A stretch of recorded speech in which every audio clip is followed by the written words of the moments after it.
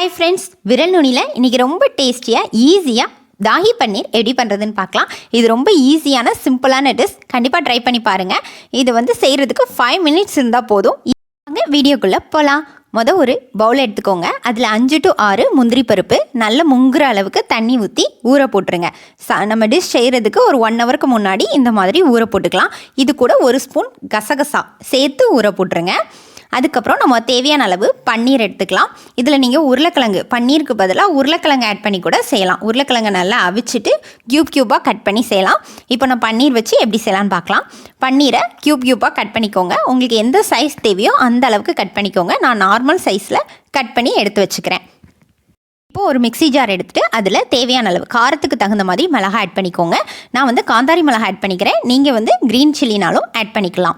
இது கூட வெங்காயம், நான் ஒரு 2 பெரிய வெங்காயத்தை கட் பண்ணி ஆட் பண்ணியிருக்கேன். அது கூட நம்ம ஆல்ரெடி ஊற வச்ச முந்திரி பருப்பு, கசகசா, இது 2ஐயும் ஆட் பண்ணிக்கலாம். ரொம்ப புளிக்காத நார்மலாக இருக்கிற தயிர் ஒரு 100 கிராம் எடுத்துக்கோங்க. கூடவே இஞ்சி பூண்டு பேஸ்ட்டு, அப்படி இல்லை இஞ்சியும் பூண்டும் தனித்தனியாக கூட நீங்கள் ஆட் பண்ணிக்கலாம். இதை அப்படி நல்லா நைஸாக அரைச்சி எடுத்துக்கோங்க. ஒரு தவா எடுத்துகிட்டு அதில் 1 ஸ்பூன் நெய் அல்லது பட்டர் ஆட் பண்ணிவிட்டு நம்ம ஆல்ரெடி கட் பண்ணி வச்சுருக்கிற பன்னீரை கொஞ்சமாக உப்பு, கொஞ்சமாக மிளகுத்தூள் போட்டு நல்லா ஃப்ரை பண்ணி தனியாக எடுத்து வச்சுக்கலாம். அதே பேனில் குடமிளகா, நான் ஆல்ரெடி குடமிளகாவையும் க்யூபாக கட் பண்ணி எடுத்துருக்கிறேன். அதையும் நம்ம இதே தவாவில் கொஞ்சமாக உப்பு போட்டு ஃப்ரை பண்ணி தனியாக எடுத்து வச்சுக்கலாம். இது 2மே தனித்தனியாக உப்பு போட்டு நம்ம ஃப்ரை பண்ணி எடுத்து வச்சுக்கணும். ரொம்ப அளவுக்கு ஆயில் சேர்க்கணும் அப்படின்னு அவசியம் இல்லை.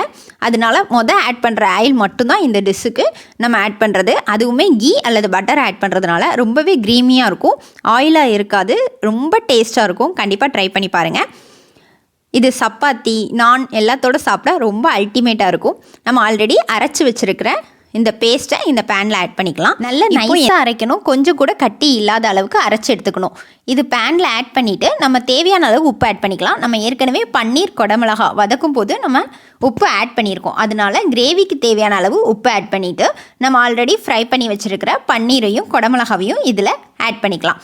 எல்லாம் ரொம்பவே க்ரீமியாக இருக்கும். இது இன்னும் கொஞ்சம் க்ரீமியாக வேணும் அப்படின்னு ஆசைப்பட்டீங்கன்னா ஸ்டவ்வை ஆஃப் பண்ணிவிட்டு லாஸ்ட்டாக கொஞ்சமாக கோகனட் மில்க், அதாவது தேங்காய் பால் ஆட் பண்ணிக்கலாம். அப்படி இல்லைன்னா மில்க் மேட் ஆட் பண்ணிக்கலாம். இன்னும் டேஸ்ட்டு அதிகப்படுத்தும். இதனால் கொஞ்சமாக மல்லி இலையும் கஸ்தூரி மேத்தியும் ஆட் பண்ணிடலாம். இது ரொம்பவே சூப்பரான டிஷ். இது நான் சப்பாத்தியோடு சாப்பிட ரொம்ப சூப்பரான காம்பினேஷன். ரொம்ப ஹெவியாக இருக்காது. கண்டிப்பாக ட்ரை பண்ணி பார்த்துட்டு எப்படி இருந்துச்சுன்னு சொல்லி கமெண்ட் பண்ணுங்கள். இந்த வீடியோ பிடிச்சிருந்தா லைக் பண்ணுங்கள். மறக்காமல் என்னோடய சேனலை சப்ஸ்கிரைப் பண்ணிக்கோங்க. Thank you friends. விரல் நுனியில் அற்புதங்கள் தொடரும்.